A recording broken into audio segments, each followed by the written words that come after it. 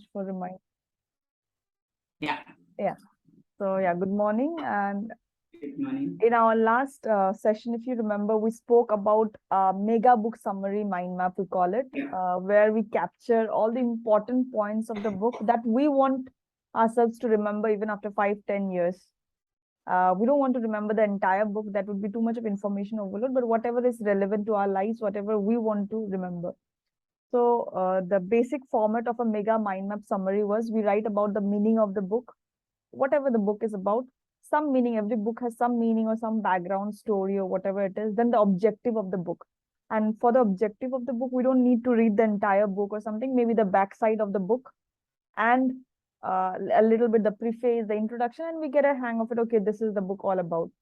So we put it there, and then we write down the 5 takeaways or 10 takeaways. So if you remember, Ikigai has 9 chapters I mentioned to you, and all those 9 chapters, when I read, after reading, I understood that okay, all these 9 chapters, they are talking about 5 main learnings.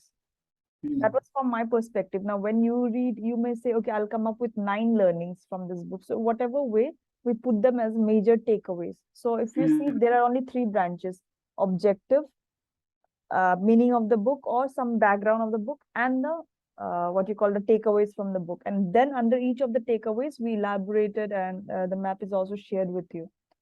So that was one way of making a mega mind map book summary.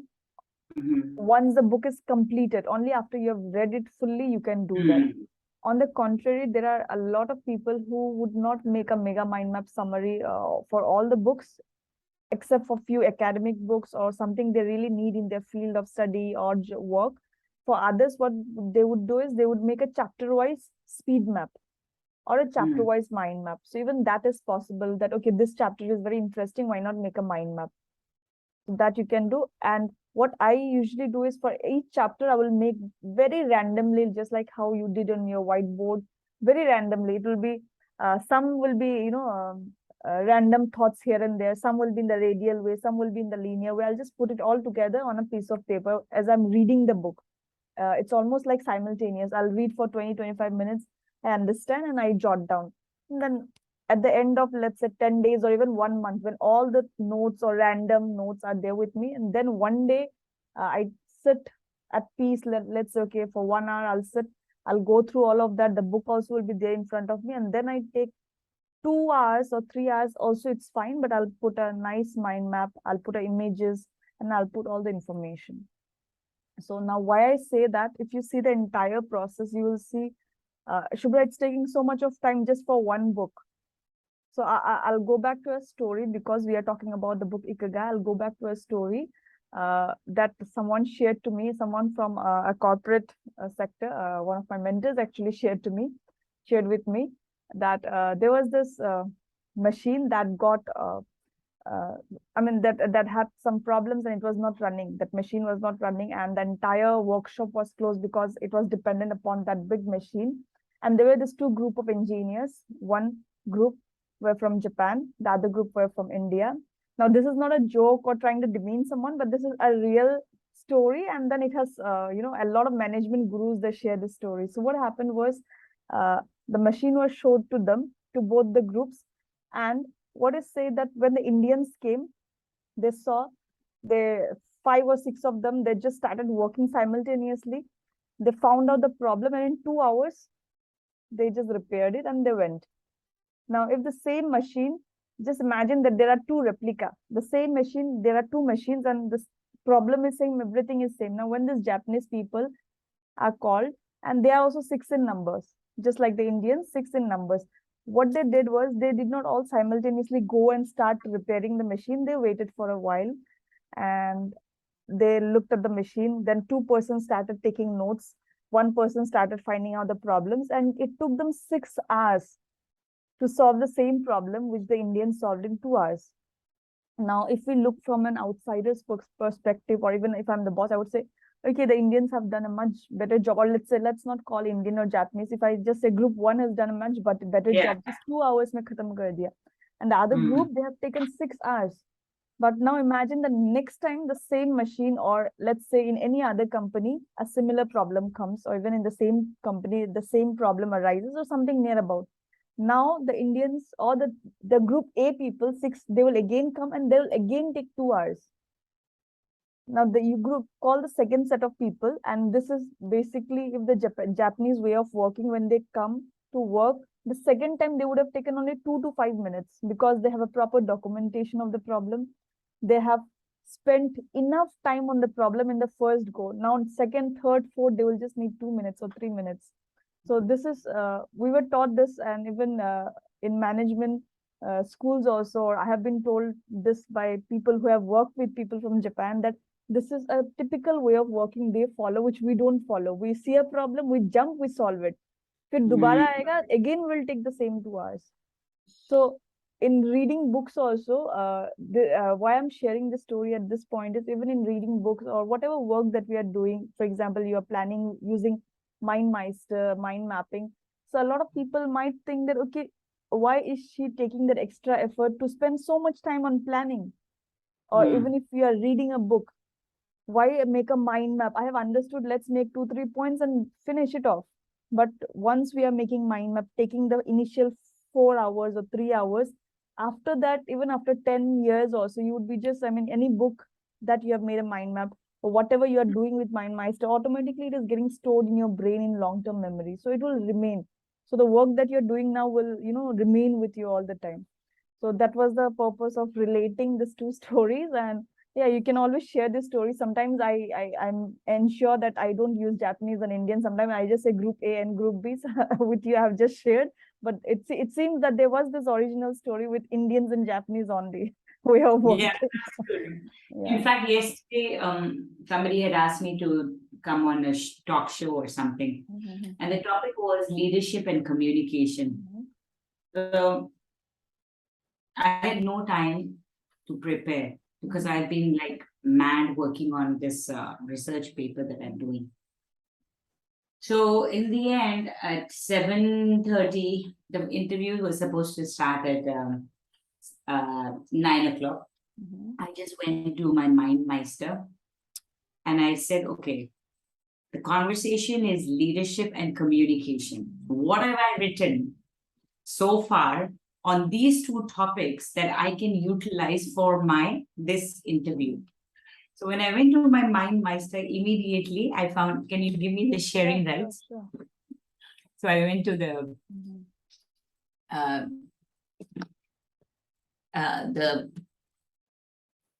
I will show you.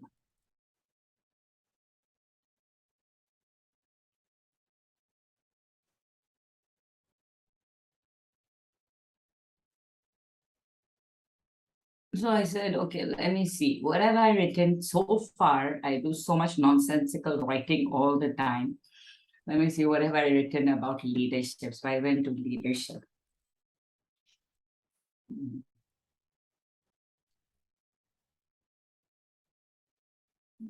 And then I realized, what is leadership sounds like an interesting topic that I probably can look at. And that time at this, I had made a very detailed map of a chapter that I had read from John Maxwell. I haven't actually put it, but this is a long time ago, and it was very clearly written, the traditional leadership, and these are the examples driven. These were examples. What is positional leadership? What are the examples? What does it mean? What is power, personal power? What is action? What are the values? What does failing forward mean? And then I had actually come up with all these little examples from Martin Seligman. What does internal failure mean, external failure? So immediately, I did not have to go back to that chapter. I was able to come back to this mind map. And because because at that time I didn't know that I can put it into notes, I had actually put it as separate points. So I would now next time probably just remove it and put it over here. And that way I could just print out the document, and now I would actually print out the document and just put it away. But if you look at it, it had most of the points that I needed. It is, I mean, a comprehensive, or you can just say it's a complete map by itself. What is leadership? And you could give a talk, or somebody could even get bullet Exactly. Yeah. points and write a speech, or I mean, there's so much here. So you see, actually, that I had, in fact, that means embedded at that time, this article also that I wanted to refer to, which is the 5 principles of purposeful leadership at that time. I didn't even realize I had put that. Okay, and what are the 7 failures? So maybe these were the articles that I had so I had written that if I want to find it, I can actually go back to Page what is failure. 57101 collection. Yeah. So page, Amazing. okay, so yeah. So this was done last time. I don't remember when, but yeah. So I understand the process if it comes back. Yeah, and I mean, it's already there. Once you have read, you don't have to keep referring to the book. In fact, it's in a better form rather than reading the book. Yeah, Again exactly. and again, yeah. I don't know what this was. So this is also about well-being. I think, this one was just by Nidhi, I believe. So yeah, I think that I understand the part about, I mean, not understand. I want to keep improving, that's for sure. I remember, I don't know what was this. I was writing another chapter about emotional intelligence, and these were done when you were not, I mean, when I was not working with you. You had Or if given you're me some working idea. on emotional intelligence, I think I have done some courses long back. It was in 2016 or 17 from IIT Kharagpur. I have some material with me. I mean, you would love to see them. And Sure. I also read a lot by Daniel Goleman, his books, and at that point of time when I needed it for my teaching or for counseling and all of that. So it was around that time I did. And of course, the notes and all are there. Maybe sometime I can share with you once. I'll just have to find out the folder and I can share the notes and some PPTs that was given. Yeah. I mean, it could be useful. Yeah. Absolutely useful. Absolutely. So is that making sense how I've done it, Shubhra? Yeah, actually, if you see that is great that you were not prepared. Why I would say that is because that is exactly what we want to see, that we don't have to spend so much time every time. Once it's there in the mind master, all we need is maybe a 5 or 10 minutes of review. Okay, ye dalna hai, is maybe we can just put some links, some notes, or at max some YouTube videos or something like that, or our own videos, and it's all there. So only what we need to do is arrangements and putting things together, but rest of the things are all there. That's what I was saying, that every time we don't need to spend that 6 hours, neither the 2 hours. We just need to spend 5 or 10 minutes because we have already done the initial work. So I think the entire point resonated and it all came together very nicely because you actually did not prepare. It was nice that you didn't prepare, I would say, rather, because now I didn't have to do the 6 hours. I only had 1 hour and I had to open that, and not even an hour, like 20 minutes, because then I just printed it out because I knew the points. But it's just that sometimes the points don't come to your head immediately. So it's arranged now. You know what you will talk about traditional leadership, then you'll talk about this, then 101 of those 7 points. So it's all arranged. It's there in your brain. It's there on MindMeister. Now you just have to deliver, and that's anyways you are already, you know how to do that. You have been doing that for years now, so that's not a problem. The only problem of organization that has been solved by mind mapping. So yeah. Absolutely. Yeah, good. So I just wanted to share that this exactly happened. Instead of 6 hours, which I spent long ago, yesterday was 10 minutes. So yes, I think it just fell in place. Thank you so much for that. Yeah. Okay. Yeah. So I'll show you certain, of course, continuing from where we left last time, that we can make book summaries and all of that. And also the example that we just shared with each other about how we can save our time in future once we invest the time initially. So let me show you. This is another software. It's not like you have to get a license for this or something like that, or you need to buy this. It's just that because it exists, and now that you are into mind mapping and all, I just wanted to share, and then we'll go back to MindMeister. So this is just a moment. Can you see my screen? Yeah. So if you remember, this was the first mind map we made during it was during our second session, or first session rather, that how to mind map the 4 W's of anything if you want to start a new practice like meditation or reading or going to gym or whatever it is, or maybe as simple as that, okay, I'm going to spend 1 month for designing a course on leadership, or whatever it is. We just have to figure out the 4 W's. So what I do is I would print out something like this. If you see why, what, where, what, I mean, when, all of this is there. And then I will just put, and sometimes I don't do this on software, I even do on my whiteboard, or, as I'm explaining to people, I would do it on my iPad also. Directly, I will show them. The mind map picture is there, and directly show them and say, okay, this is, 3 strong reasons why you want to do this, with arrows and all. So it's like mind mapping with whiteboard. If you see, we are using two things. Yeah, mind mapping with whiteboard, and you can actually have this. You can have a picture of the mind map, and then you can keep on giving the points and all of that. So if you see, I have used this, that if you just see here, for example, yeah, what now that you have figured out the why, when, where. So if I write like this and give it to people, sometimes when people who don't know what is a mind map, or they are not very familiar, but at least now the moment all these points are there, I think anybody can actually read this.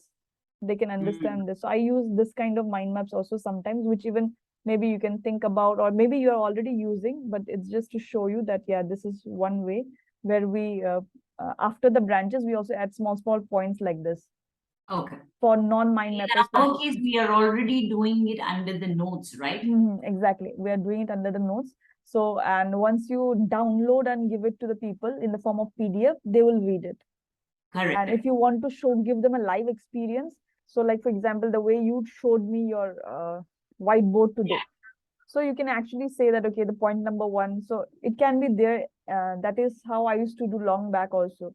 Or if I'm taking offline sessions, online, if it is not possible, offline, this is quite possible. If I have this 4 Ws printed out on a piece of paper, I can just put it there on the flip chart. And then from there, I can explain. And that can be a live experience with the people. So not just this mind map, any mind map. So I know what is there in the branches, but I don't put it directly at the first go. If I'm doing it offline and with papers and flip charts and all of that, maybe a whiteboard or flip charts, because a lot of organizations, they also prefer that we use flip charts and not PPTs all the time. Some organizations, I mean, I don't know how it is there, but here in many organizations, they want flip charts. They want to give a real experience, not like PPT ho gaya and we play. Flip charts, like slowly, flip chart in the sense, just some papers will come and we will draw and something. I think you have already done the that. one I did my staff the other day, right? Yeah, So I mean, I believe in that. You have to get them engaged, otherwise they go crazy just looking at it. So the original mind map will be there with you with full branches and everything, but to the audience, you give it step by step, and as if it is happening in the real time, so they get a real experience. So yeah, we do this a lot of time, and I think I'll just show you one more, and then we'll go to the research one also. So this software that I've just shown you now is Iowa. Okay, AYOA, and let me show you another one here. So because I teach, or I have a lot of, I used to use Xmind, and like at least 3 or 4 softwares I use so that I can suggest people, because there are some clients who are already using Iowa. They don't want MindMeister. They want this because of the colors and the flow of the branches and all. But if you use this, MindMeister is way easier than this. MindMeister is very compatible with all kind of softwares, and it's easy to use. So, but then I would just want to show you this. For example, this mind map is called as Claim Your Credibility. Now, this may not be applicable to you directly right now because you already are a leadership coach and all of that. But imagine you want to pass on this, or you want to tell your team or somebody, maybe your coaches, your mentees, you want to inspire them to write a book, maybe, or to write an article or something. So whatever it is that you want to tell them, that claim your credibility. So we build this. I have built this mind map, and I call it like author. I have written, and my point of view was if trying to inspire them to write a book. So what I wrote is like, why do we write a book? Of course, there can be hundreds of reasons, but if you see why, in the why branch, I have written that. I want to ask one question, Subra. In this one, does it come together, or do you open it one by one, just like in no, it comes all together. It doesn't open one by one. And if you want to open one by one, you have to go to the presentation mode. And that is one reason. What I do is, generally maps made in Iowa, what I do is I just make, and then I take a screenshot, and I put Acha. it in the PPT. Only that. I don't use it very But extensively. okay, so one more rationale I'm just asking, No, because obviously sure, you know sure, me, I love exploring. sure. So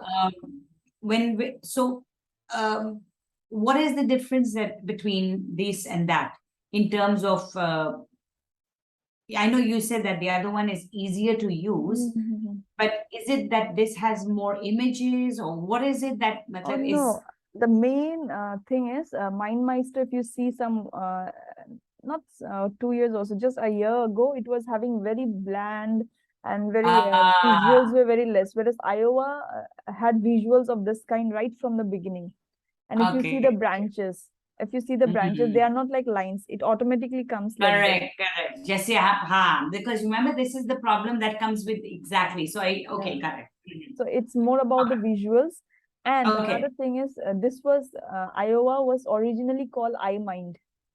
And I mind. iMind is the one that was started by Tony Buzan, but he passed Oh, away. And after that, a lot of divisions have happened. And I mean, there are two groups now. One is, of course, continuing in mind mapping and with the hand-drawn mind mapping, and the other group they have started the you can say the evolved version of iMind.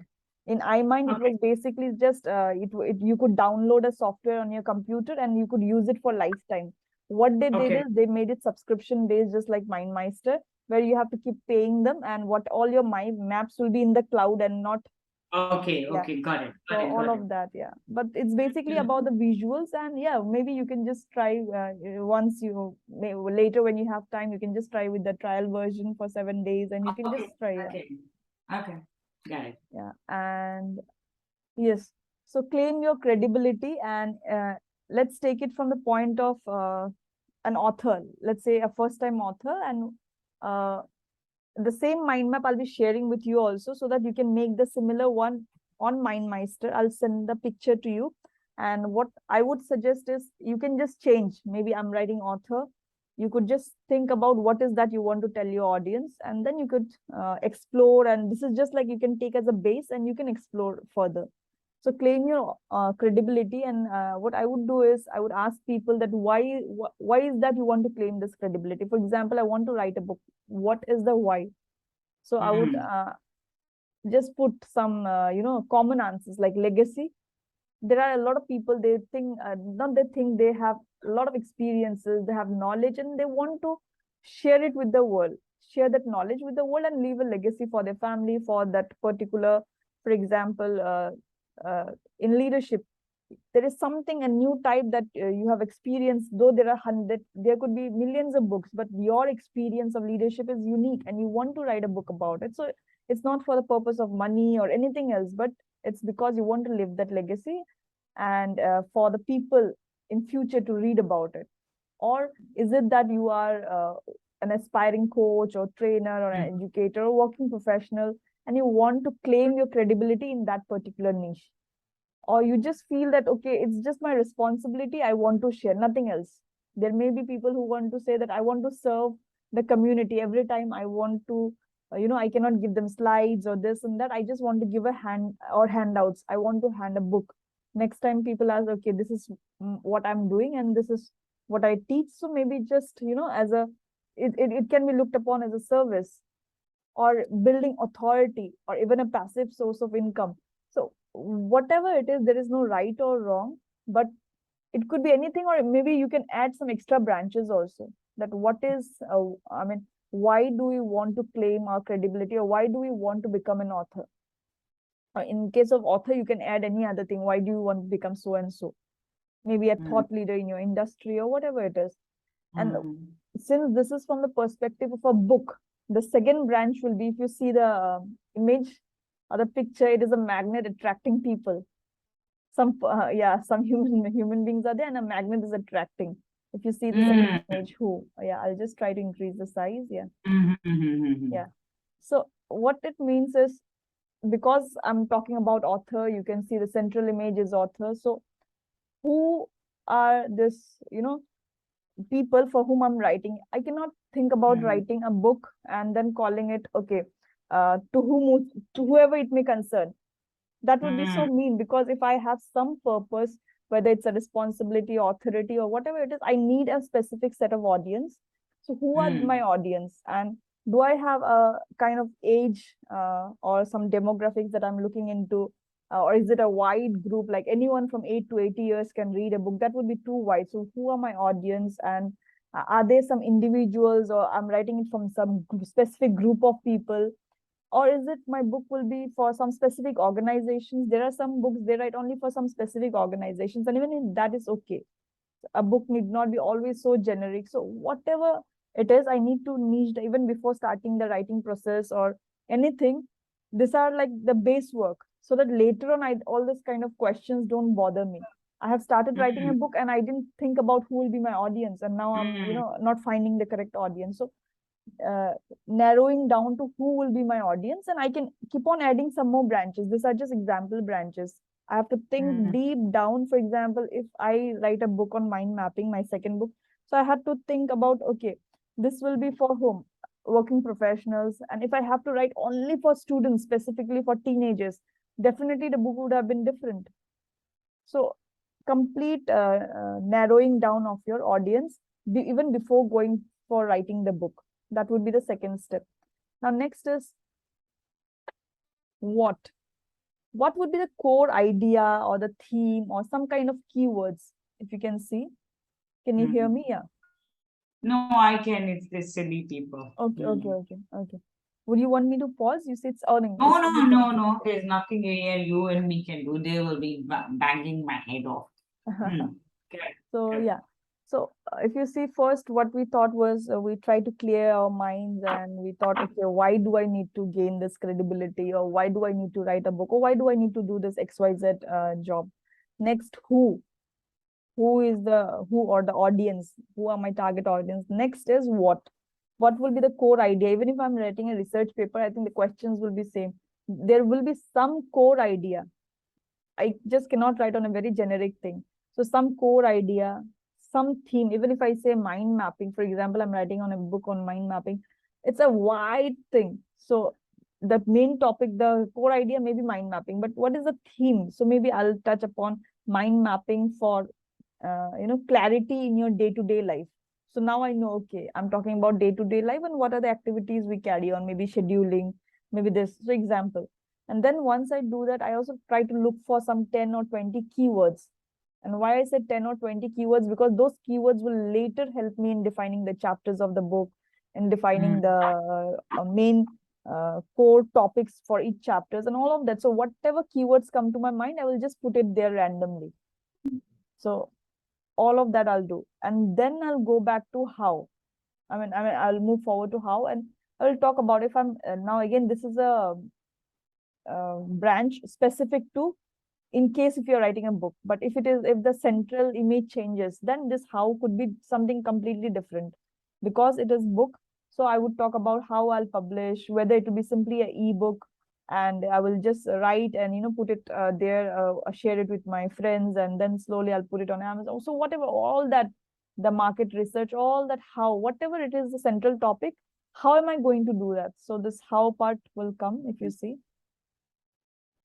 And then I will keep a timeline, because even if you have done, or any of us have done this, why, who, what, how, all of this, there's no use if we have not decided this timeline. And this works every time, because if I just keep a thought or imagine, okay, I'm going to write this book, and all those fancy ideas, I have the target audience, I know what is my topic, everything, but I have never decided a timeline. So that is not going to work. So what we do is we keep a date, at least some tentative date. Okay, by next 2 months, or by this date, or by this month, I will finish my first draft, or I will go for final proofreading, and who will be the people who will be proofreading. So all that information I put in this mind map. Now what happens even after 10 months also, 12 months also, maybe the book will take 1 year or 6 months to write, you have all this information, that okay, this was the date, these are the commitment, I thought I will be approaching this 3 people for proofreading, I'll be approaching this 2 people for editing. So all of that is there already, so you know exactly the timeline, and then it will all fall in place. So this is, I call it the step 0, not even step 1. Step 0 of step 1 also I'll be showing you, but this is like the step 0 of, or the first time you think about writing a book, this can be done in, let's say, 15 minutes. You just take a piece of paper, or maybe you take a MindMeister or a whiteboard, and you just jot down all these things. Okay, this is what I'm going to do. And then you keep on refining this.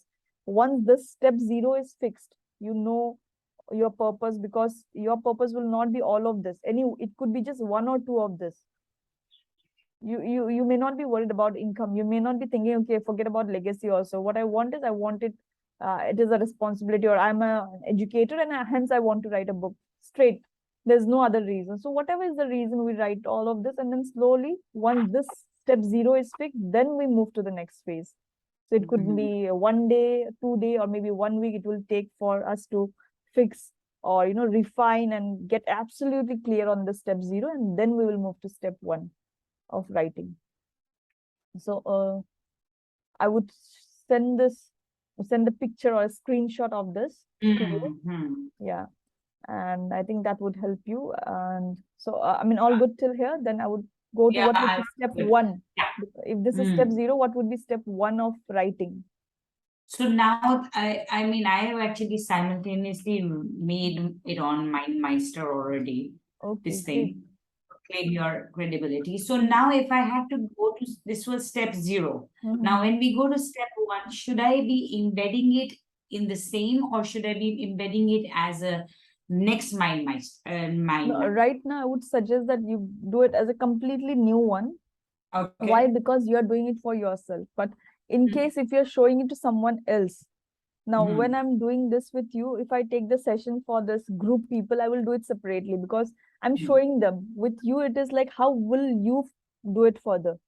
And hence I'm showing it as 2 map, and then in future you will put it in as 1 map only once you know all the steps, like step 1, step 2, step 3, and then you will put step 0, step 1, and then each of them will redirect to a new map.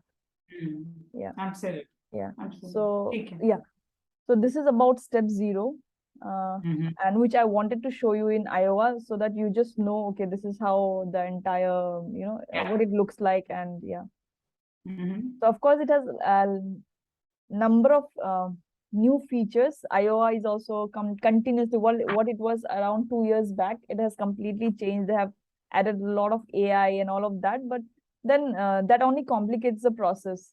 So I use it very less these days. I would prefer MindMeister generally. So I'll just close this. And yes, so this would be step 1. We call it the book mapping blueprint. That was step 0, is just planning, and it is something was there in your head, and you just and you just put it on paper. And sometimes after putting on paper, you realize, okay, no, now I don't have the time for this, or you realize that it was so easy, I think I have the time and all the energy and the resources to write this book. So whatever after step 0 you decide, and if you decide, okay, no, I'm going to the next step, then we will go for this step 2, that is book mapping blueprint. Again, this I show in a very simple manner. The only reason is because I'll be sharing the skeleton or the template, I would rather say, with you, and then you can put the images and all. When I have it for my 60 minutes or 1 hour sessions, I will put images and all of this here, and I'll tweak here and there based on the audience. This is the very base skeleton, which I'll be sharing with you with the link. So step 1. I'm creating it, Satsa, for me. I'm just creating it, Satsa. Yeah, sure. So step 1, research. And yes, even if you're thinking of writing a book, we know who our audience is, and that was very basic we did in step 0. So step 1 is, first thing I need to know is, maybe this research step will need 1 week. Sometimes some people will sit for the entire day and they'll finish it off in 2 days. But even later while writing also you will need to do. But before starting, if you do this, this will give you a good push that, okay, you will not get stuck here and there. At least you have a very clear roadmap that, okay, this is what I want to write about, and this is what many people have done before me, and this is what the experts in this field say. So for all of that, we need a very good or a solid foundation, which will come only through research, mainly secondary research, and we will also do some sort of primary research. So let me increase the size. Can you see the font is okay? That's okay. Yeah, no problem. I'll just still increase. Yeah. So the first thing I would suggest is Google Scholar. I mean, of course, you might be already using this, but still, I would like to put it in the map because instead of just going for blogs and articles on Google, if we type Google Scholar on Google, then we get a lot of papers. And those are all authentic research papers written by researchers like you and me or many others. And those are all like accepted papers by different journals and publications. So we can believe, okay, these are authentic sources. So what I do is from Google Scholar, I will find out some keywords. I will read some papers. I may not download them at this stage immediately, maybe. If I like something, I'll just save the links somewhere, maybe in an Excel sheet, or even I'll save the links in a separate mind map or something, or maybe here only I'll just, yeah. And then again, I will think about keywords now. The same thing that I did in step 0, that while I'm searching, for example, I type leadership in, or, modern day leadership or whatever it is, whatever you are calling it. Okay, leadership from this, or women in leadership or something like that. You Google it and then you put it in Google Scholar. And what you'll see is you will come out with some fresh words in different papers. So paper 1 and you got 10 keywords and you like 2 out of that, you put it here. So you will keep on adding the keywords here. You will just keep on adding the keywords here, and then your map will keep on increasing. Okay, so it will increase in size in the sense you are putting the keywords live here. You can actually try this. And then this, I do it, generally I would use a Excel sheet, I mean a spreadsheet, or even here you can write in notes section completely 20. And when I say 20 key statements, it will take you a lot of time. It cannot be done in one day. So you have to go it slow. This entire map will take at least 7 days for you to complete. So 20 key statements in the sense, it could be some quotations that you want to put from another research paper, or maybe you read something and you say, okay, so and so did this survey in so and so university, and so it's in your own language, but you read that, you cite that resource, citing them, and you form a key statement. So these are all going to help you when you actually sit down to write the book, because you might be writing a chapter on, how the, for example, I was writing about, I did not submit, but I wrote about why the academic climate is still, different for women. So, and when I said that, I saw that there were several research on, in big universities where women were given equal roles, they were given equal opportunities, but that was again on the surface. Inside, they were still having to face certain issues. So it was all proven, and they were research, and so all of that I have seen in a paper. So what I did is I quickly copy pasted from there. I will copy paste from there and I will put it as statement 1, so that later when I write a chapter about this, I will just pick out the statement from here, citing the resource. So only for that I said keep 20 key statements if you are going to write a big book. If not, if you are just writing a small ebook, even then at least 10 key statements. So statements, not one keywords, full statement you copy from somewhere and you write it in your own words, and you also make sure that you have copied the link as well, so that you cite the, the original authors here. So this is about Google Scholar, what we will do, and then we will go to books. So Google Books or any books, not just Google Books. I think we can just write any books. Any books, yeah. Any books. It could be just any book. So maybe you have read some books, and from there also you have sorted out for this particular book that I'm going to write. I will be referring to 5 classics. For example, if you write about leadership in future, or if, in case you're writing one, you would always want to refer the classics. For example, you would like to refer from John Maxwell or any of those classics that, okay, what are the big leaders of the world? Or maybe you would also want to write about the contemporary leaders right now. So whatever it is, you will again, you will just try to figure out some books, and then you will name the books here so that you can read them. So it's a part. And sometimes people avoid this. Okay, we are not going to look into books, we'll just go for research papers. And then this is again, these are all optional. You may just use all of them or 1 or 2 of them based on your requirement. But I would be explaining each of them because, you may need any of them at any stage. So interview. What we do is, or at least people who have written with me, or at least most of the people, even if it is research paper, what we do, we actually go for interview. Even in my PhD work, though it was completely lab-based work, I had to sit with machines and chemicals the entire day. Despite of that, I went to some universities, spoke with professors who had already done work in this field, spoke with students who are doing in this. Some kind of interview, I always believe it gives, an edge over other researchers who are not doing that. They are just sitting in the laboratory and, reading some papers and doing their work. So going to the field and actually asking people, it could be going to, for example, you are writing on leadership, or if I'm writing on mind mapping, I would actually go and connect with, let's say, 10 mind mappers or 20 mind mappers from across the globe, learn from them or interview them about their experiences, their challenges. And that also I will capture some key points here for using it later in my book. So interview. Then what I do is, again, another research resource could be the videos. So this what I do is, I'll very quickly see some TED videos, not just TEDx. I'll go to the TED channel, and from their TED, I will select some. Then I'll go to TEDx, select some. Then I'll see some nice videos if it is coming, and all those links I'll put. And I generally I have a mind map called videos to watch, just that much, my watch list. And this is, I know if it is for a particular book or something, I'll put it as a link. So I'll open, okay. And again, there also I'll categorize. For example, it's a separate mind map, and you don't need to do that. I'm just explaining the procedure, how I do. What I'll do is, I'll put a topic, let's say mind mapping. And then I say, okay, Tony Buzan's speeches. So all Tony Buzan's speech will come in one branch number 1, the links, so that whenever I need, I'll open. Branch 2 is my own videos that I have given in some, like for Bigger Plate or some places, wherever I have given the big ones, something, my own videos, but I might want to see them at some point of time, what I spoke. Then in branch 3, I'll put some other, like, what are other people's experiences about mind mapping. So I'll just put all those videos. And for example, again, in mind mapping, I talk about how mind mapping plus gratitude can change life. I had a session on that long back. So what I did was, about gratitude, I picked up 7 or 8 nice videos about gratitude, about people who spoke on TEDx and TED about gratitude. And that I gave. So now that I related with my mind mapping. So I make a complete mind map of videos. It's like a video library with the link. So whenever I have time, I'll watch one by one.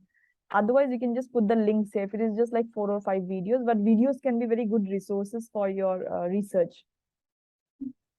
And of course, it could be some courses. I mean, there are people who say that, okay, before writing, they want to go through some Udemy course, or what they call Coursera, or some kind of courses. Maybe it's just a course with someone. So some kind of courses they take up as a part of the research. In fact, I have seen there is this person called Ronnie Hermosa, who is right now he is with Canva. But before he joined Canva, he was running a Facebook community, and he did so well in that Facebook community that Canva, and he was teaching about Canva on Facebook community, that Canva approached him that why don't he join them. And he was in Thailand at that time, Ronnie Hermosa, and the Canva office is in Sydney.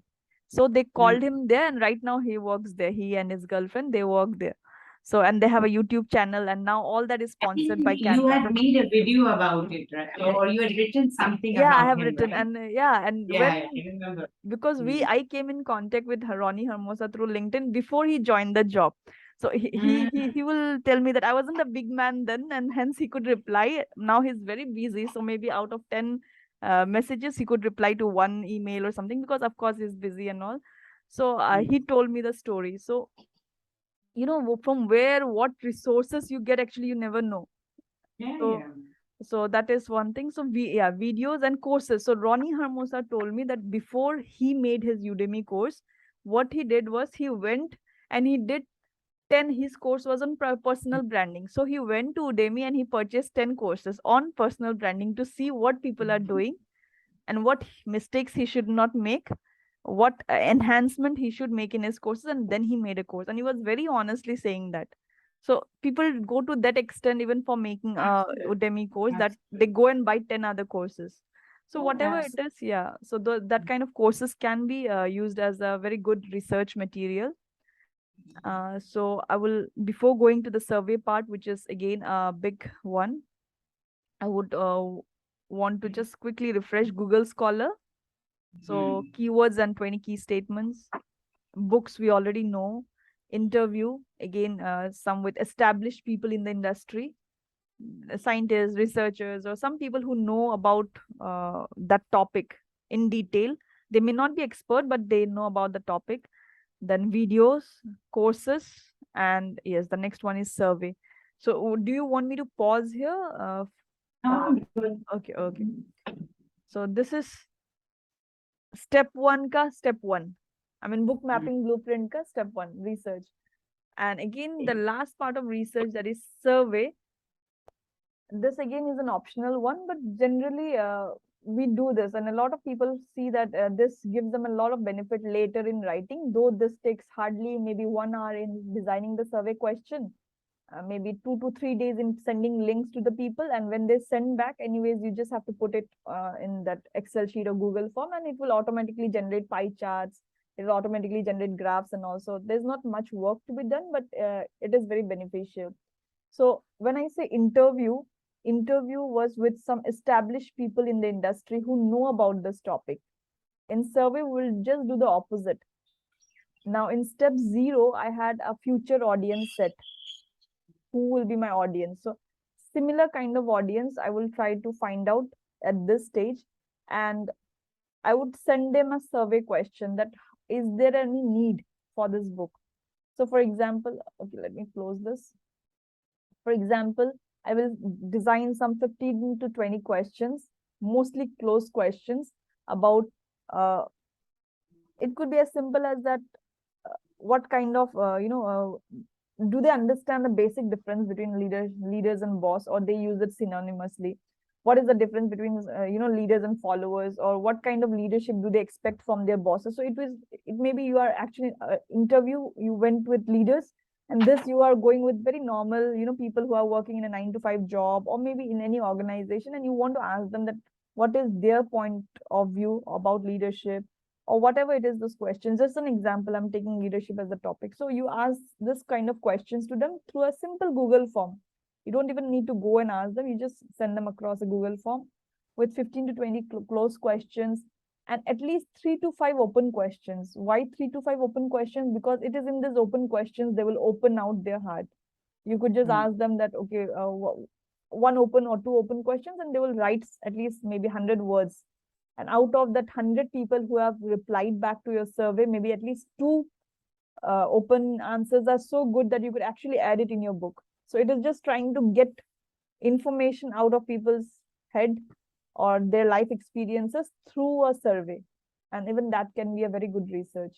And then generally we go for 100 to 200 people, or any based on whatever the topic is. And we ask some personal information, because that will always have implications.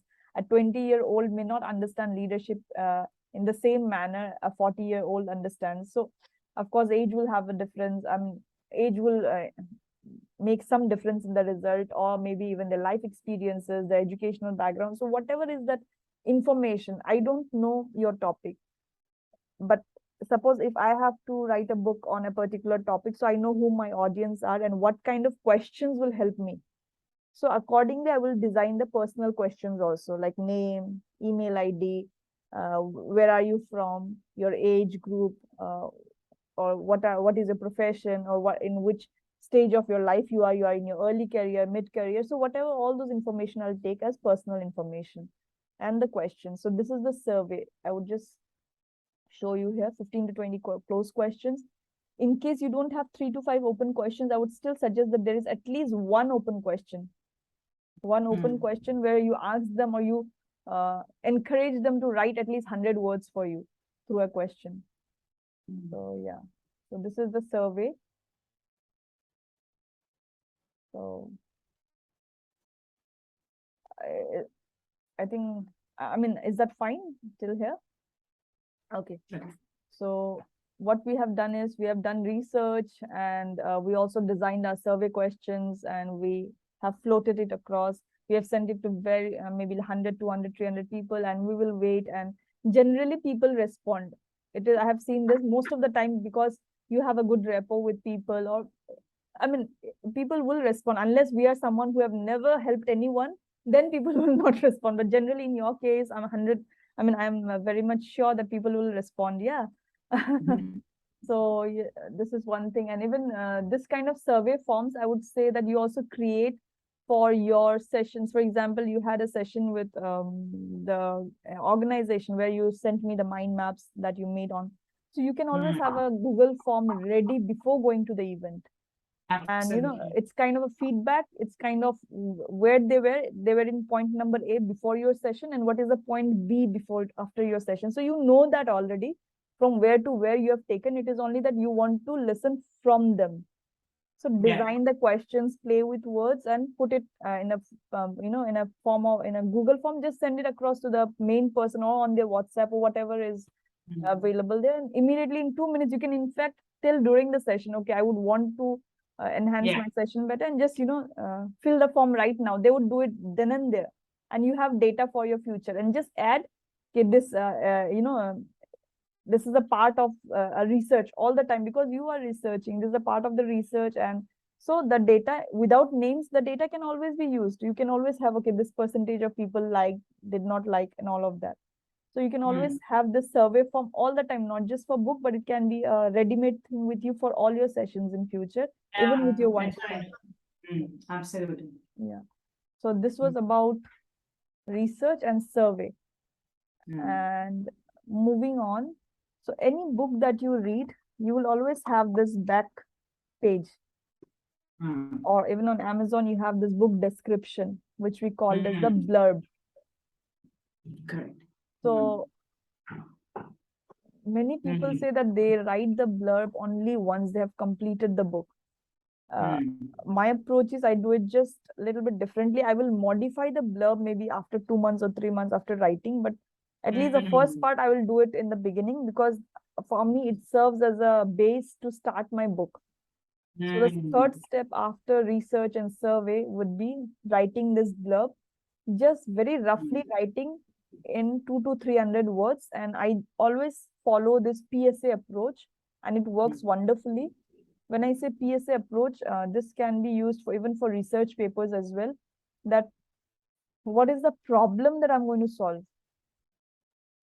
So I'll ask some questions based on the problem that I'm going to solve. So for example, if I want people to, use mind mapping, so I want to ask them that what could be the problem? That are you facing information overload? Do you have a lot of ideas in your brain, but you are unable to express it?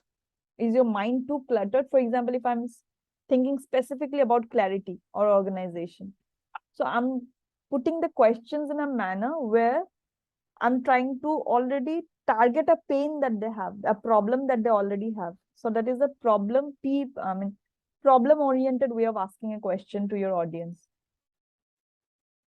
Solution-oriented would be,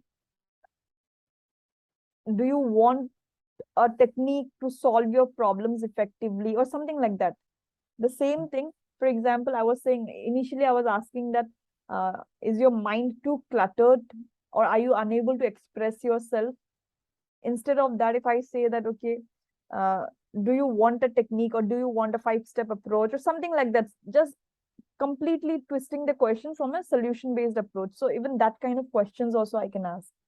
And the third one is, for example, my book is very niche, and I know who my audience are. For example, I'm writing a book on time management for working professionals, or how working professionals can be more productivity for working professionals. So I can put the same questions in this way, that are you a working professional, struggling with your time management skills? So are you a working professional? Immediately what I'm doing, I'm targeting that specific audience set.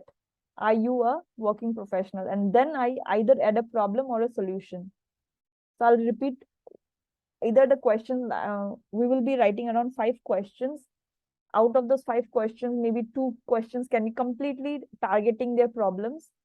2 questions can be, or 1 question can be directly targeting their solution.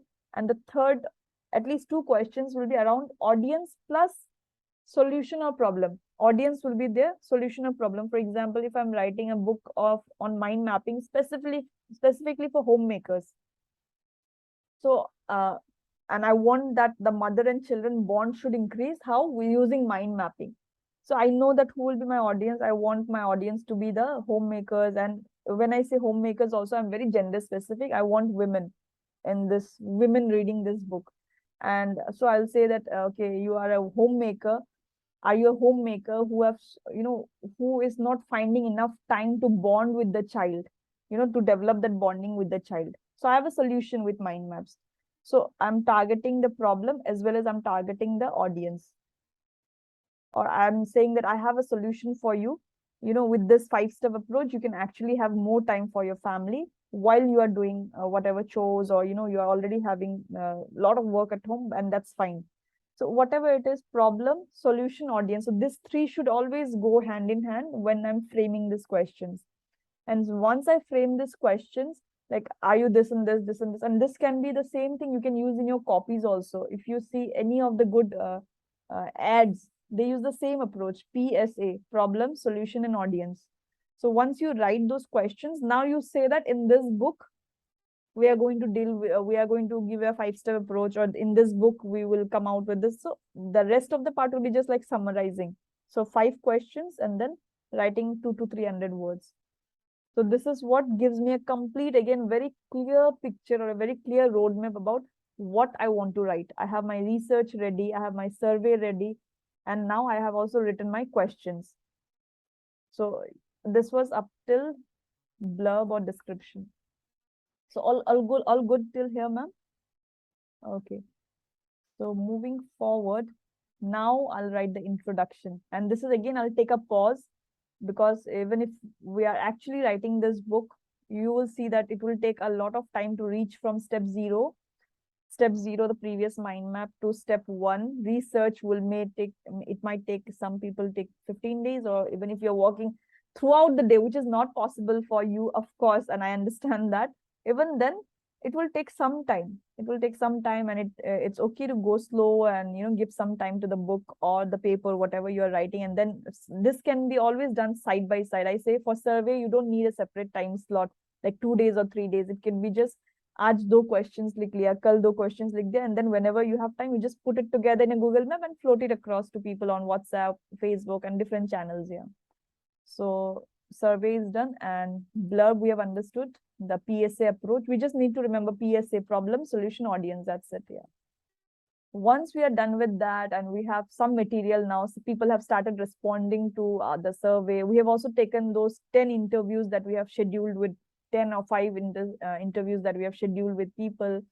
And they have also given, it could be interview, in the sense it could be just like 30 minutes one-to-one with you, and you understand them and you ask them some questions. Or it could be again through Google form, or whatever way you prefer. I generally go and talk with people either through Google, Zoom, or I would actually go to the field and wherever they're working, and I would have a coffee chat with them, and I would tell them that I'm just doing this research and I would love to make a mind map of whatever you are speaking. And then and there I make a mind map, and they're comfortable with it. Even big professors and all, they're quite comfortable with that.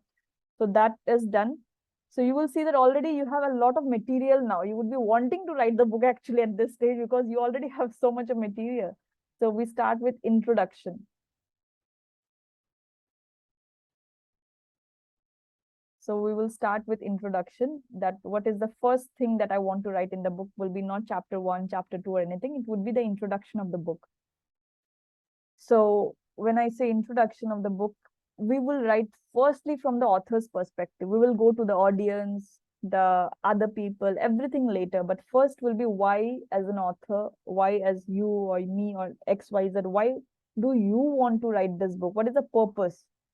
It could be that in my life, for example, in my life, I was struggling with a particular point. I have some background story, and then I found out this method that worked for me based on my years of research. I have devised a strategy, and now all of that, with all of that experience, I want that this should be shared with people so that many people can get benefit out of it or something, whatever is that story. So some purpose. For example, if you have read Atomic Habits, the author writes, why is he writing a book on atomic habits? Because he met with an accident when he was just, I think, in standard 11 or standard 9, and he met with a terrible accident. He felt that he could never play football again, though he was very good at playing. When he joined back after the school, after all that accident and all, he could see that he could not play with his batchmates.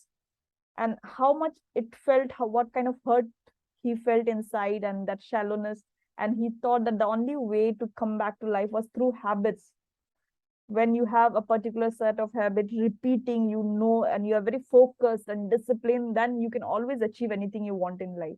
So with that purpose, he starts the story. So it's very strong because he has a personal connect. And if you see all the books, the good books, they always start with a very personal story, some experience, some life-changing moment, and then they start the book. So the first paragraph, or maybe the first 500, 600, or even 1000 word of the introduction would be the author's point of view. Hence, I've written here author's POV. The purpose why the author is writing, and it could be backed up with a very nice personal story, experience, or life-changing moment. And once that is done, then we'll go to the objective. Okay, why is this not for? Yeah. Then we go to the objective. Now, when I say objective of the book, just like in Ikigai, if you remember, what was the objective of the book? The authors wanted the audience, that is us, to live a long life. So the objective, that what is the objective from the audience point of view? What is that you want the audience to feel about the book? What is that you want the audience to learn from the book? So something you have to tell that, yes, what is there for you in this book? After the first paragraph where you write about yourself, second part is what is there for the audience, and you have to think from their point of view. So audience POV. So what is there for them? And once the objective is done, then how are you going to share that, whatever? So here in this paragraph, we can talk about that, okay, you have done so and so survey, or you have this kind of experience in life, or whatever it is, that what is you have done some research, some analysis, whatever it is, you can put in this particular paragraph after your audience POV. This could again go for, maybe you have just found in your survey that 90% of the people, still the main problem with, let's say the topic is marriages in the first 5 years, and that is going to build the next 50 years, let's say, or 20 years, 25 years, 30 years. The first 5 years is crucial, if I say, or the first 2 years are crucial. So, and in my survey, I found that that is the time when they don't give time to themselves. They just keep on thinking about the family, about planning X, Y, Z, and they have not given enough time to their partners, which could actually show up later in their life. Just an example. And where did I get this information? I got it in the survey. So I can put that in the objective, that in a particular paragraph, that during this survey or during this interview, it was found that 90% of the people, they still don't realize the importance of the bonding that is supposed to be formed in the first 2 years of marriage. So whatever information that you got there in the survey, little by little, with some percentages, with some playing with words, you can put it in the objective part of this introduction. That is the second major part of the introduction. And once we do that objective, of course, every introduction or every book's introduction, it always ends with a call to action message, which could be a simple 2 to 3 sentence, like what is that you are expecting from the audience. That, okay, if it is some workbook that you're writing on leadership, let's say 30 days to leadership mastery or something like that. So you want that, okay, you need to follow this. You read each chapter one day at a time, implement, and then move ahead. Or you want to, let's say, it's not like a book that they have to read it at one go. Then you say, okay, please read each chapter and reflect upon the learnings. Or you say, at the end of this book, I want, genuinely, we wish you to implement this. So whatever it is, you will just put in the call to action. So this was about introduction. So all good till here, ma'am? Okay. And I think this, until by the time we reach here, it will at least take us some time, from step 0 to step 1 to blurb. And this will not take much time, writing the blurb and this thing. I think it takes hardly an hour or two, because by this time already you have done your step 0, step 1 research and all of that. So writing this blurb will not take much time. It will just take, like, let's say, an hour or two. Where it will take time again is introduction, writing this introduction in a proper way. And this is again just, these are just templates. You could always add more from your own understanding and experience. These are just very like skeleton.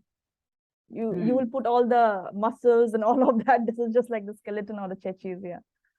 And yes, once we are done with all of that, it is only after that I say that now we will start mind mapping the chapters, modules, and all of that, which will come at a very later stage.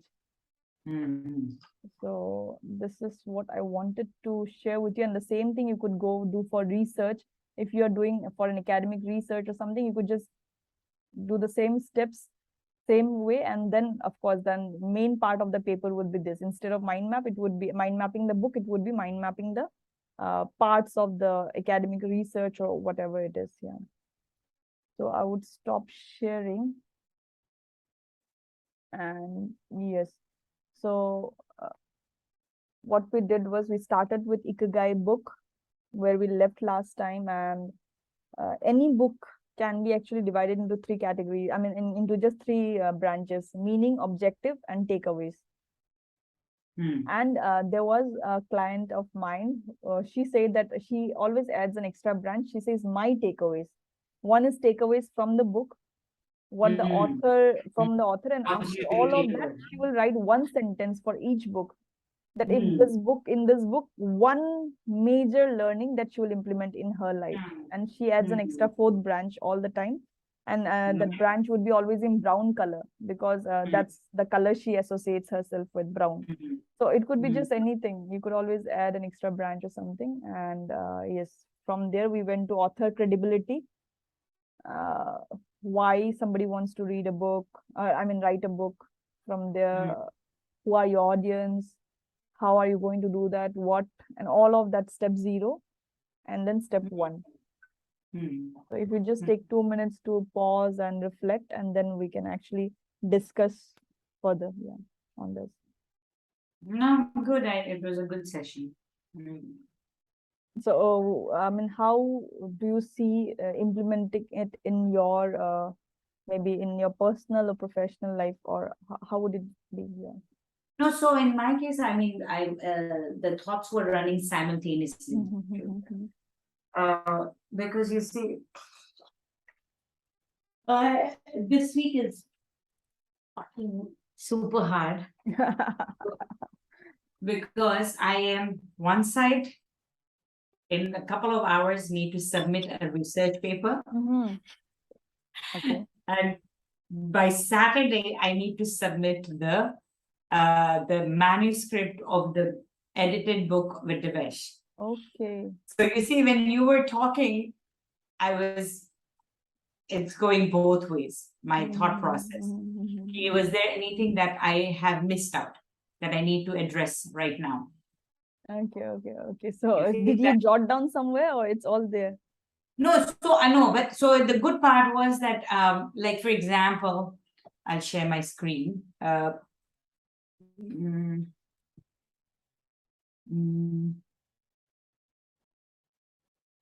Yeah, I think multiple. Yeah, you can share. Yeah, got it. So, for example, I was just like, from the point of view of the research paper, I've written a research paper, which is called Students, Teachers, and Parents of Project Enable, Best Practices Implemented by Project Enable to Bridge the Technological Gap in Rural Uttar Pradesh. So basically, most of the writing I'm doing, but all the support is given to me by Soumitra as well as Anamika in terms of running the surveys, giving me inputs, and the other parts that need to be put in. So when I was like looking at it, I said, okay, I started off with the problem that this was the problem statement. Basically, this is what happened, that when the COVID situation happened, there was there were two aspects that were missing. One was the digital infrastructure, and digital technology was the problem, because India had assumed that the ACC was implemented, but the structure of ACC assumed that every Indian state established this and every parent had access to digital technology. So that's the assumption. Which is not the case, of course. Exactly. So, and the reality was that this assumption was flawed, because according to this report, only 32% of people actually have it. So that was now my problem statement I have put over there. Now, the solution point of view, I put it in from the point of view of the project-enabled intervention. So now you have a problem, which is that digital technology and digital infrastructure. So what is the solution which when you said, would be that the solution was that GBTC came up with a program in which they were giving smartphones, which became the bridge, because what people didn't have was smartphones to access the digital infrastructure created. Absolutely. So that was how I push it in, by saying that, well, that was the thing. Wow. And how did we, so by creating a bridge between the students and so that we could make them this, they were here, we needed to take them there, and then GBTC resulted in giving them access, resources, and new opportunities using the smartphones. So that was the bridge. So that was the second point you had said about the solution.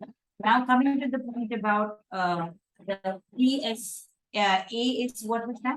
Yeah, problem, solution, and audience approach. Yeah. Audience, sir. Obviously, in our here, the audience is in general the policy makers that we are addressing it to, people who are interested in policy. So we then from there went to the whole explanation of the impact. And what I have focused on is actually, even while writing the impact, it's not about like bragging about it. It's again from the point of view about the solutions that were implemented, which means that the best practices done by GBTC, which can now be implemented by other people if they wanted to do it. Wow. If they wanted to replicate the project, then these are the implementations that they can take forward. So those are the solutions and the best practices which are being shared with the teachers. I mean, sorry, with the. So I addressed it from the point of view that policymakers many times ignore the parents' equation.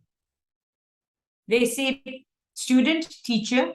Okay, give them something. But they forget that the role of the parent is very important. If anything needs to be, especially for rural things, that if they don't get, if the child gets dropped out, then how do you include them back into the system? So the role of the child is very important.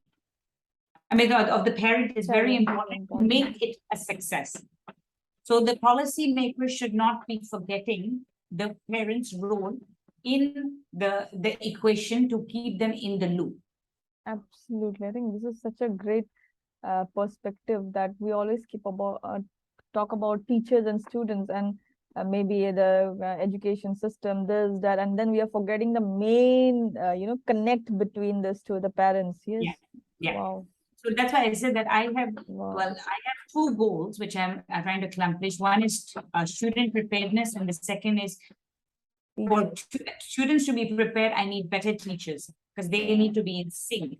But this starts with a three-pronged strategy, which is equal educational opportunities to the students, professional development for the teachers, and involve and keep the parents, raise the parents' awareness so that they are a thing. So this was one. So I was looking at it, okay, I said, okay, this is fine. I've done the, so this is fine. From that point of view. Yeah. So you see, like, okay, I need to submit it. Is it done? I have everything. Okay, blah, blah, blah. So, like I was doing it that way. So, so it's all going there in the brain. Okay, this. Yeah, exactly. Wow. So mine, I work like that. So no, although, so what had happened is,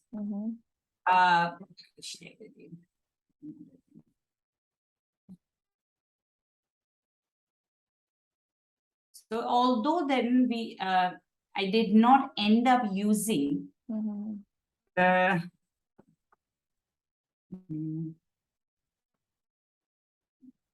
so I did not end up using the survey results. So I told these guys, I said, okay, I don't have time.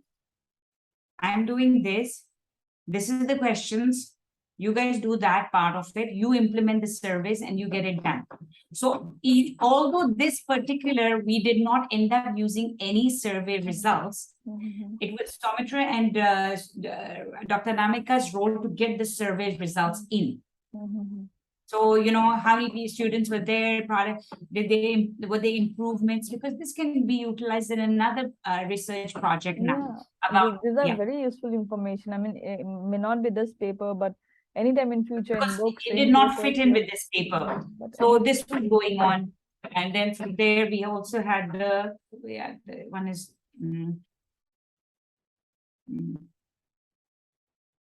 Okay, so this was the Google form which was sent out, and this was the impact. There was another one which was very interesting because we also did one on the we also did one on the challenges of setting up smart classes. So we had enough, we got all the, so what I'm doing is, so yeah, so that's how I, like when you were talking and you were saying, okay, the survey, the interviews, the this and that. So we got the interviews in. I will show you this. It's actually very interesting. Let me show you. Yeah, Kiran. 1 second. So while all that was happening, the data is getting systematically logged in into the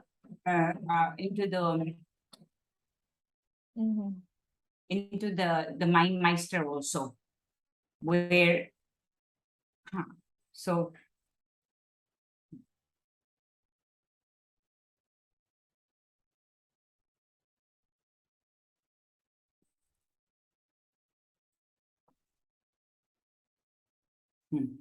so there, like for example, this one. Now this is another one. So we are also working on the second project. So here, this was the second one is, now this was the second research, again, not utilized. But the interviews, what we did is when, so when we had a meeting with the teachers who had implemented it, some of those key words that they said and statements that they made, now this will go into the research paper when it's going to be written to add on the impact. Absolutely, yes. So this is so important. Yeah, wow. So I can see attendance. Geometry is doing all the mind mapping. He's loving this. Yeah. So I mean, so from that point of view, that was, I was addressing it while you were talking about it. So that was done. In terms of the book with Devesh, I was again mind mapping it. I mean, mapping it in my mind that was there anything that I still need to do. So I was like, okay, the blurb was done. So it was done in different stages. So now having this as a template gives me, okay, now I've done everything, but it wasn't mapped out. Now it's mapped out. So what will happen is that now when I do my second, this is my third book that I'm editing, but I didn't have a plan. It was going everywhere, right? So in fact, yesterday was the one that I created with Devesh. I said, okay, this is it. I said, what's your plan? And he said, I don't have a plan. I said, well, you have to do a plan. I said, it doesn't work that way. We need a plan. And then I said, there's no launch. So I just came up with this thing. I said, this is it. So this one I did with him yesterday. I said, okay, this is the last week. You are saying that I need to work. Before that, you need to work. So this week for plan is for this week. Wow. This is what you need to do. This is the launch date. Monday, you do this, I do that, you do this, you do that. Saturday, this is the master copy. This is the testimonials. Between is Dipavali. Summary has to be done, things to be done. Each one, break it down, sent him a picture of it. And I said, okay, get it done. And the moment you put it like this, there's this accountability. There's this exactly. it's there, and even the other person, it's not, because everyone is busy in life, but the moment it is there on a mind map, somehow we human beings have that they become tendency, so accountable. Yeah, I need to complete this. I need to complete this. But if it's just through words, okay, I need, but then something else might just take the priority. And this is working brilliantly. The last week was my sister-in-law's engagement. I sent her the mind map. I said, you have to bring the barfi from KL, because it was on the mind map and not just written. Everyone was keep on referring back to the mind map for the engagement preparations to see their roles and responsibilities. And she only had 2. So now she actually got it done. Otherwise, I know she would have not done what she needed to do. When it's there, it gives signal to our brains, and at the same time, we feel a sense of accomplishment when we do. I mean, she would have definitely felt better after buying that burfi. Exactly. She said, I've done my role as written in the mind map. She actually wrote that out. I said, good for you. Yeah, nice, nice, So, nice. yeah, it's working. So, I mean, I was just looking and reflecting. So, as you said, how will I use it? Immediately, it was for me, I was just thinking, okay, immediately I remembered that in the Vaishya's book, yes, we have written the abstract, the first part, which is the preface, but there was some corrections that need to be done, that how to utilize this book, which have not been done, which is the part you said, which is the last one where step by step read it and all that. So that was there, but it was not corrected properly. So I need to make sure that I go back to it today to see that is it been done the way I need to do it, and then from there. Yeah, and what you can do, I mean, because I see that your week is very busy this way. I mean, you have some busy days ahead, but in future also, what you could do is you have seen the step one. I called it the book mapping blueprint. So what you can do is imagine you are writing a book, the next third book, and you could just start planning even today, tomorrow, or day after. You write the theme, the central theme at the center, and then step zero you write as a branch, and in that step zero you put that image of the first mind map that you had already done today. You remember the step zero? So first branch will be step zero. Second branch will be from here, research, this. And you will Exactly. customize it Yeah. according to your topics. You will customize it. No, So, in fact, I started getting some interesting topics while, because I do want to write something. It's becoming ridiculous. I'm only an editor, and all my partners have become authors. So now it's and competition. I mean, with the amount of the mind maps that I see on MindMeister when you open your dashboard, and the huge amount of data there, I think all that downloaded into PDF, and if you just close yourself for 7 days, the books will come up. No, I think I'm going to do it from the point of view of the surveys that you said something, and I was thinking about it from that point of view, that I'm going to write something from the point of view of communication and leadership, and from the surveys. So I will do something like that. But that will not be this year. There's too much stuff in my head. I can't But do it could be just anything. a good start. Maybe just the sending Once I sending out the finish, yeah. survey form, and just Yeah. collecting it from people. Even that is a part of the work, and we feel a sense of accomplishment, just like the one you said, the Burfi, that okay, I have done at least one step of the book, and then I'm moving Yeah. forward. So that is there in the brain. So gradually it will get completed then. Yeah, absolutely. Yeah. ठीक है.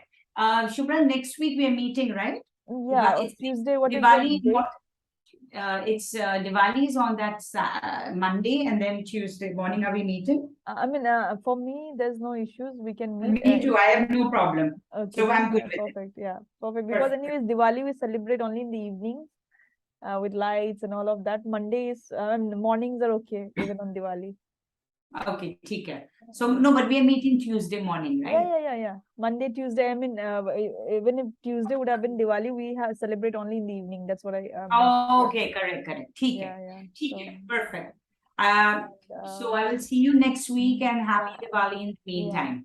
And today, this meeting recording is important. Last week it was more about Ikigai book and all, but this meeting is important in terms of recording. And I'll also be sending you the first level zero, I mean step zero picture of that Iowa, because otherwise if I send, you'll not be able to open it. So I'll just send a picture, which will be good enough to go ahead. Yeah. So No yes, problem. yeah. Okay. Then. Perfect. Yeah. Thank you so much. Yeah. Thank you ma'am. so much. Happy Diwali. Same to you. Happy Diwali, ma'am. Bye bye. Take care. Thank Yeah. you. Good night.